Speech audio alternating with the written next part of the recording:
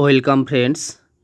যে সকল শিক্ষার্থীরা একাদশ শ্রেণীতে এডুকেশান বিষয় রেখেছ, তোমাদের নম্বর বিভাজন এবং অধ্যায়ভিত্তিক কী কী পড়তে হবে, কোন কোন টপিক রয়েছে এই বিষয়ের মধ্যে, সেইগুলো একটু মনোযোগ সহকারে তোমরা দেখে নাও। এবং কোন গ্রুপ থেকে কত নম্বরের এমসিকিউ, এসিকিউ এবং ডেসক্রিপটিভ টাইপ কোশ্চেন আসবে, কটি করে, সেই সংক্রান্ত সমগ্র ধারণা তোমরা এই ভিডিওতে পেয়ে যাবে।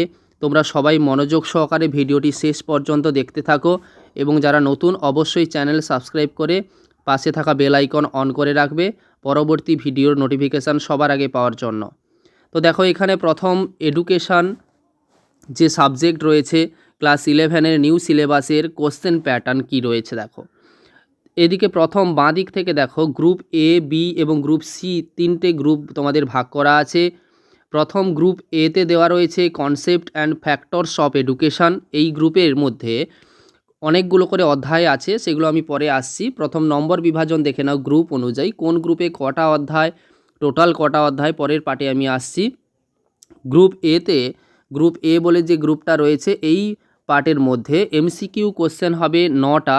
প্রত্যেকটা এমসিকিউ কোশ্চেন 1 নম্বর করে, 1x9, 9টা এমসিকিউ। এবং এসএকিউ কোশ্চেন এক কথায় লিখতে হবে 5টা কোশ্চেন। এখানেও কিন্তু নম্বর রয়েছে 1 নম্বর করে, অর্থাৎ 9 এবং 5, এমসিকিউ 9টা, এসএকিউ 5টা। ডেসক্রিপটিভ টাইপ কোশ্চেন অর্থাৎ লং কোশ্চেন যাকে আমরা বলছি, সেই লং কোশ্চেন করতে হবে 2টো। তার মধ্যে অপশান থাকবে, এক্সট্রা কোশ্চেন দেওয়া থাকবে, কিন্তু এখানে মনে রাখতে হবে লং কোশ্চেনের মান হবে 8 নম্বরের লং কোশ্চেন 2টো করতে হবে। তাহলে 9, 5 এবং 16 এই মিলে হচ্ছে টোটাল 30। গ্রুপ এ থেকে 30 মার্কস তোমাদের প্রশ্ন আসবে। গ্রুপ বি থেকে একইভাবে 1x9, 1x5, 8x2, এইভাবে 9, 5, 16 এখান থেকেও কিন্তু 30 মার্কসের কোশ্চেন তোমরা পাচ্ছ। গ্রুপ সি যেটা রয়েছে historical development of Indian education, সেই গ্রুপ সি থেকে এই গ্রুপ থেকে এমসিকিউ কোশ্চেন থাকছে 6টা, অর্থাৎ 1 নম্বরের 6টা, এসিকিউ থাকছে 1 নম্বরের 6টা এবং ডেসক্রিপটিভ টাইপ কোশ্চেন অর্থাৎ লং কোশ্চেন 8 নম্বরের 1টা করতে হবে। এই 6, 6 এবং 8 মিলে হচ্ছে 20। তাহলে গ্রুপ এ, গ্রুপ বি হচ্ছে সাইকোলজিক্যাল পার্সপেক্টিভস এবং গ্রুপ সি রয়েছে। এই তিনটে গ্রুপ থেকে 30, 30, 20 করে টোটাল হচ্ছে 80 নম্বর। টোটাল 80 নম্বরে তোমাদের হচ্ছে রিটিন পরীক্ষা হবে, লিখিত পরীক্ষা হবে। এবার দেখো এমসিকিউ কোশ্চেন কটা হচ্ছে টোটাল। উপর থেকে দেখো এমসিকিউ কোশ্চেন হচ্ছে প্রথম গ্রুপে রয়েছে 9টা, দ্বিতীয় গ্রুপে রয়েছে গ্রুপ বিতে 9টা, গ্রুপ সিতে রয়েছে 6টা। তাহলে 9, 9, 6 টোটাল হচ্ছে 24টা এমসিকিউ কোশ্চেন। আর এসিকিউ কোশ্চেন দেখো, এসিকিউ কোশ্চেন রয়েছে 5টা গ্রুপ এ থেকে, গ্রুপ বি থেকে 5টা, গ্রুপ সি থেকে 6টা। তাহলে 5, 5, 6 টোটাল হচ্ছে 16 নম্বর, 16 নম্বরের এসিকিউ কোশ্চেন। আর descriptive type question total number হচ্ছে 16, 16, 8 টোটাল হচ্ছে 40। গ্রুপ এ থেকে 16, গ্রুপ বি থেকে 16, গ্রুপ সি থেকে 8 টোটাল হচ্ছে 40। দেখো এদিকে থেকে এমসিকিউ আর এসিকিউ যদি আমি ভাবি, তাহলে আমরা টোটাল 80 নাম্বার পেয়ে যাচ্ছি এমসিকিউ, এসিকিউ আর লং কোশ্চেন মিলে তিনটে গ্রুপে। এবার তুমি একটু ভালো করে তোমরা একটু মাথা খাটিয়ে দেখো যে লং কোশ্চেন আর শর্ট কোশ্চেন, স্টুডেন্টরা তোমরা বেশিরভাগই ভাবো যে লং কোশ্চেন কত নাম্বারের, শর্ট কোশ্চেন কত নাম্বারের। তাহলে লং কোশ্চেন তো বাবা হয়ে যাচ্ছে 40 নম্বরের লং কোশ্চেন। তাহলে শর্ট কোশ্চেনের মধ্যে দুটো ভাগ, এমসিকিউ আর এসিকিউ। এমসিকিউ এসিকিউ মিলে কত নাম্বার হচ্ছে দেখো, MCQ 24 total, SCQ 16 number total. তাহলে 24 আর 16 কত হচ্ছে 40 নাম্বার। তাহলে 40 নাম্বারের শর্ট কোশ্চেন, 40 নাম্বারের লং কোশ্চেন, টোটাল হচ্ছে 80 নম্বরের লিখিত পরীক্ষা।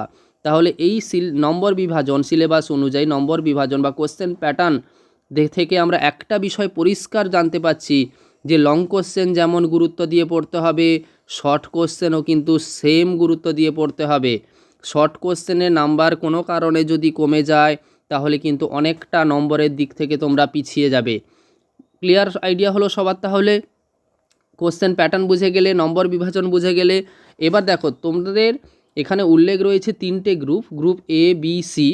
এই টোটাল তিনটে গ্রুপের মধ্যে কটা অধ্যায় রয়েছে একাদশ শ্রেণীর শিক্ষাবিজ্ঞান বিষয়ে, আমি আসছি পরের পার্টে। দেখো তো এখানে একাদশ শ্রেণীর সূচিপত্রে দেখো কি কি রয়েছে, আমি সুন্দর করে নম্বর পাশে ভাগ করে দেখিয়ে দিয়েছি। নম্বর অনুযায়ী এক একটা অধ্যায় রয়েছে।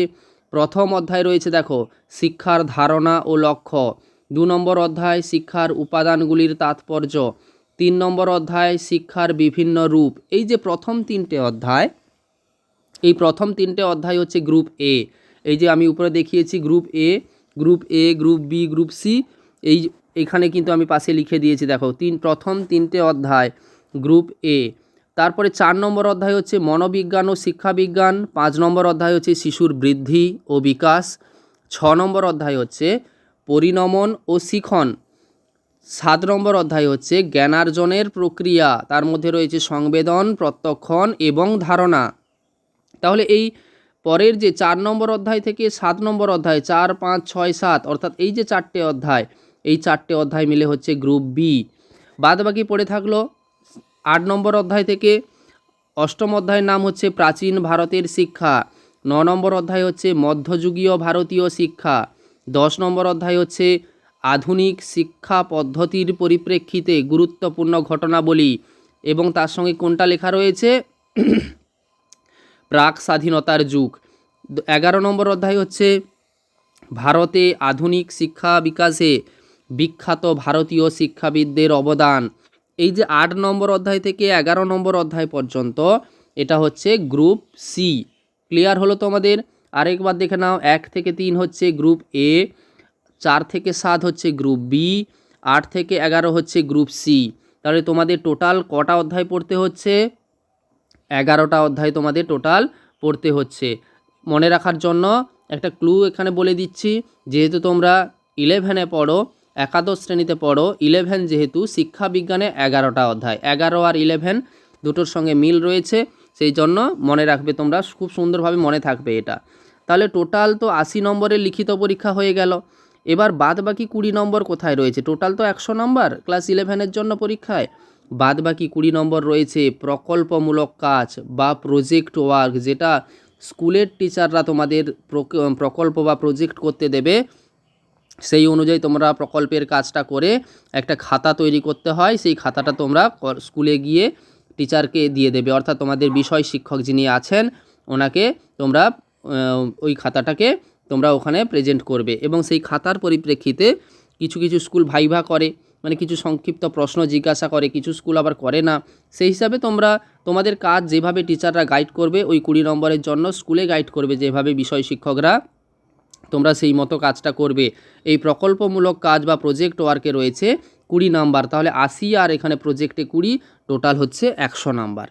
এবার আমি আসছি, দেখো এই যে 11টা অধ্যায়, এই 11টা অধ্যায়ের মধ্যে কোন অধ্যায়ে কি কি রয়েছে, এবার একটু ডিটেল সিলেবাস নিয়ে আলোচনা করি চলো।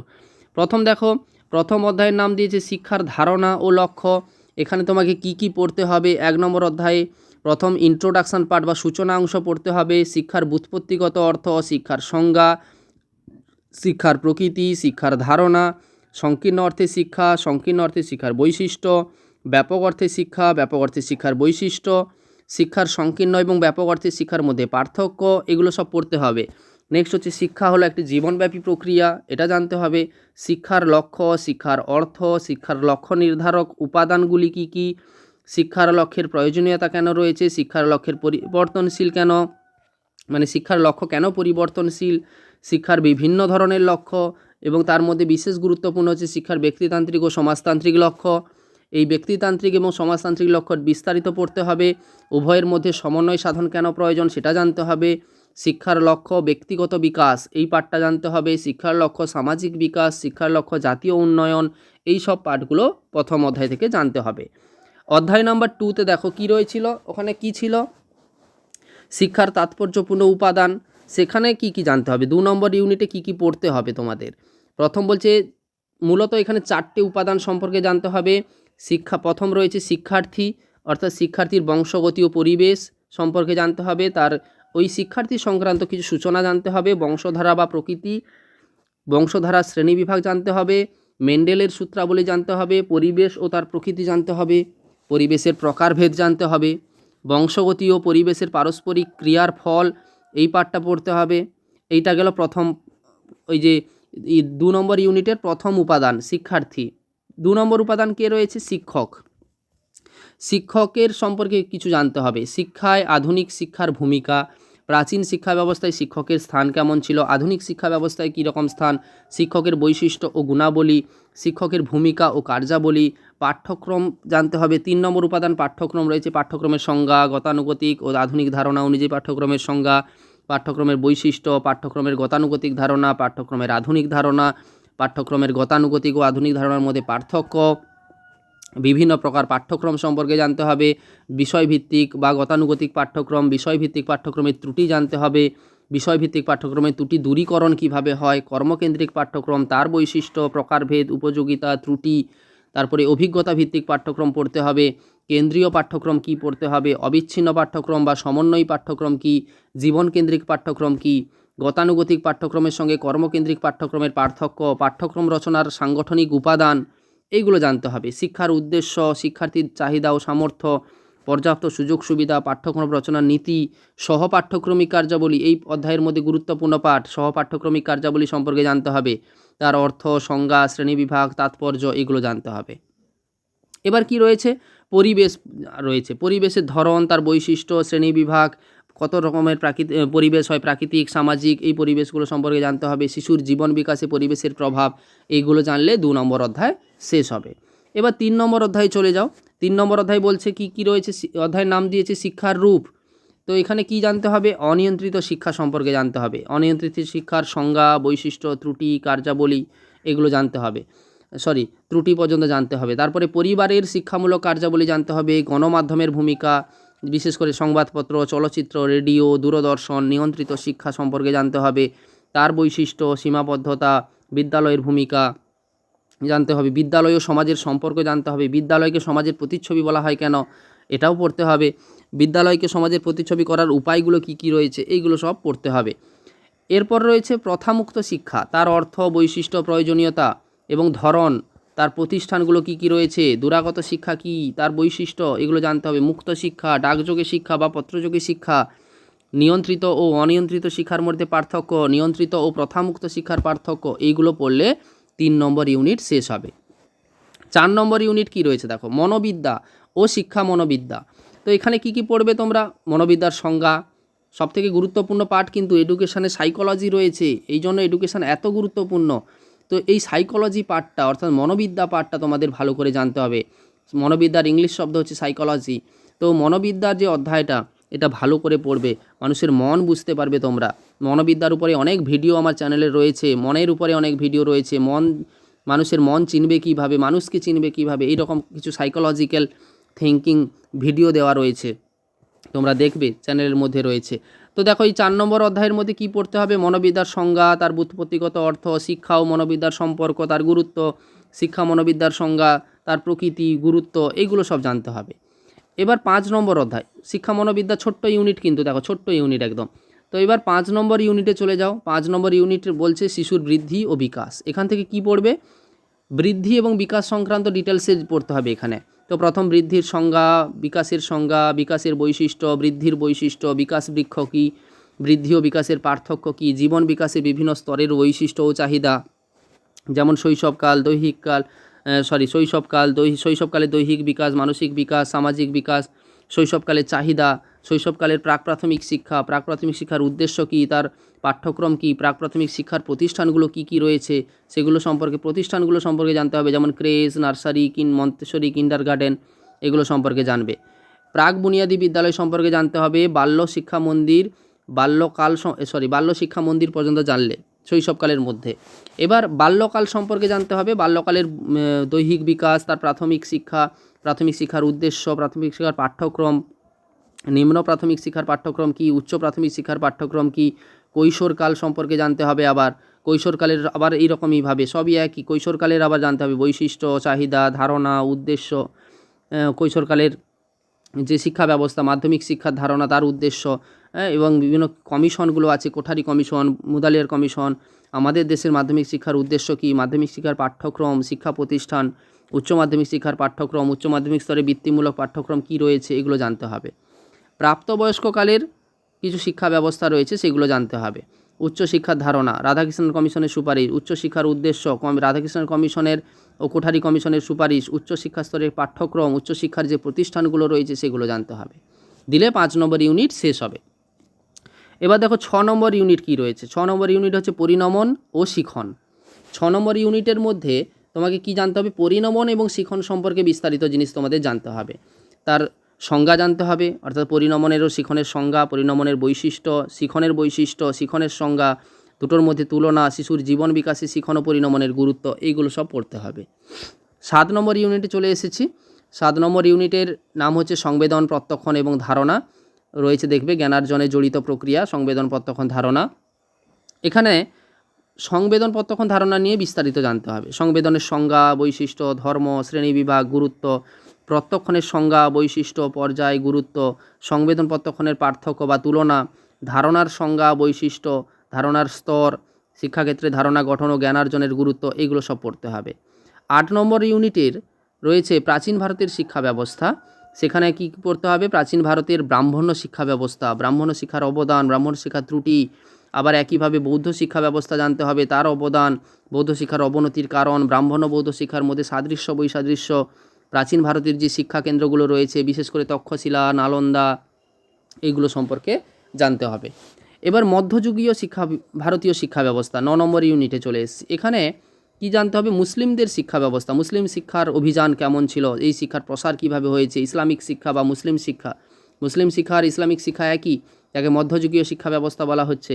ইসলামিক শিক্ষার লক্ষ্য, পাঠ্যক্রম, শিক্ষা প্রতিষ্ঠান, শিক্ষণ পদ্ধতি, ছাত্র শিক্ষক সম্পর্ক, শৃঙ্খলা, মূল্যায়ন, ইসলামিক শিক্ষা ব্যবস্থার অবদান, এর ত্রুটি, আকবরের শিক্ষানীতি, ঔরঙ্গজেবের শিক্ষানীতি, হিন্দু মুসলিম শিক্ষার সমন্বয়, এইগুলো সব জানতে হবে। 10 নম্বর ইউনিট হচ্ছে প্রাক স্বাধীনতার শিক্ষা। এখানে কিছু কমিশন আছে। ভারতের প্রাক স্বাধীনতা বলছে মানে কি, ভারতবর্ষ স্বাধীন হওয়ার আগের শিক্ষা ব্যবস্থা কেমন ছিল, 1947 সালের আগের শিক্ষা ব্যবস্থা কেমন ছিল। তো এখানে কি কি পড়বে তোমরা, প্রাক স্বাধীনতার যুগে প্রাক স্বাধীনতার যুগে ভারতীয় আধুনিক শিক্ষার অগ্রগতি, সনদ আইন, সনদ আইনের গুরুত্ব, সনদ আইনের ত্রুটি, শিক্ষা সভা। আচ্ছা, তোমরা অনেকে ভাবছো যে আবার কি ইতিহাসের সব জিনিস এডুকেশনে পড়তে হবে। পুরো ইতিহাসের মতো পড়তে হবে না, অনেক ইতিহাসের বিষয় রয়েছে, হিস্ট্রি অফ এডুকেশান যেহেতু ইতিহাসের কিছু বিষয় রয়েছে, তো পিওর ইতিহাস পড়বে না তোমরা, শুধুমাত্র ইতিহাস মানে কি, আজকে যেটা ঘটেছে কালকে ইতিহাস হয়ে যাবে। তো ইতিহাসের বিষয় মানে পুরো পিওর হিস্ট্রি এখানে পড়বে না, এখানে এডুকেশনাল হিস্ট্রি পড়বে, হিস্ট্রি অফ এডুকেশান পড়বে। তার মানে কি, যে শুধুমাত্র শিক্ষা ক্ষেত্রে কী কী ঐতিহাসিক ঘটনা রয়েছে শিক্ষা সংক্রান্ত, যেহেতু এডুকেশান পড়ছি আমরা, তো শিক্ষা সংক্রান্ত কী কী বিষয় রয়েছে সেগুলো জানতে হবে। সনদ আইন, সনদ আইনের গুরুত্ব, সনদ আইনের ত্রুটি, শিক্ষা সভা, জিসিপিআই, উডের ডেসপ্যাচ, হান্টার কমিশন, লর্ড কার্জনের শিক্ষানীতি, স্যাডলার কমিশন বা কলকাতা বিশ্ববিদ্যালয় কমিশন, সার্জেন্ট রিপোর্ট পরিকল্পনা, এগুলো সব পড়লে 10 নম্বর ইউনিট শেষ। লাস্ট ইউনিট খুব ইন্টারেস্টিং একটা ইউনিট। লাস্ট ইউনিট হচ্ছে ভারতের আধুনিক শিক্ষার বিকাশে বিশিষ্ট ভারতীয় শিক্ষাবিদদের ভূমিকা। তার মধ্যে কাদের কাদের পড়তে হবে, রাজা রামমোহন রায়ের শিক্ষা ব্যবস্থা পড়তে হবে, তার সমাজ সংস্কার, শিক্ষা চিন্তা, ঈশ্বরচন্দ্র বিদ্যাসাগরের সম্পর্কে জানতে হবে, তার সমাজ সংস্কার, তিনি কিভাবে সংস্কৃত কলেজের শিক্ষা সংস্কার করেছিলেন, বাংলা ভাষা ও সাহিত্যে বিদ্যাসাগরের অবদান, এগুলো পড়তে হবে। রবীন্দ্রনাথ ঠাকুর রয়েছে, স্বামী বিবেকানন্দেরও একইভাবে পড়তে হবে, মহাত্মা গান্ধীর পড়তে হবে, বিশেষ করে মহাত্মা গান্ধীর বুনিয়াদী শিক্ষা নিয়ে পড়তে হবে। এই হচ্ছে টোটাল 11টা ইউনিট। এবং লাস্ট রয়েছে প্রকল্পমূলক কাজ বা ক্ষেত্র সমীক্ষা বলা হয়। তো এখানে প্রজেক্ট ওয়ার্ক বাকি 20 নম্বর রয়েছে, স্কুলের শিক্ষক, বিষয় শিক্ষক যিনি থাকবেন ওনার হাতে। এই হচ্ছে টোটাল ইউনিট। আশা করি তোমরা মানে পুরো ভিডিওটা বা বিষয়টা সঠিকভাবে বুঝতে পেরেছো। যদি ভালো লেগে থাকে অবশ্যই একটি লাইক করবে, তোমাদের সুচিন্তিত মতামত কমেন্ট করে জানাবে, ভিডিওর কমেন্ট বক্সে কমেন্ট করে জানাবে। তোমাদের কমেন্ট খুব প্রেরণা যোগায় আমাকে নতুন ভিডিও করার জন্য। তোমরা অবশ্যই জানাবে কমেন্ট করে কেমন লেগেছে ভিডিওটি, এবং তোমরা তোমাদের বন্ধুবান্ধবদের শেয়ার করো সবাই এই ভিডিওর লিঙ্ক। যারা নতুন অবশ্যই চ্যানেল সাবস্ক্রাইব করে রাখো, পরবর্তী ভিডিও সবার আগে পেয়ে যাবে। সবাই ভালো থেকো, সুস্থ থেকো, সুন্দর করে পড়াশোনা করো।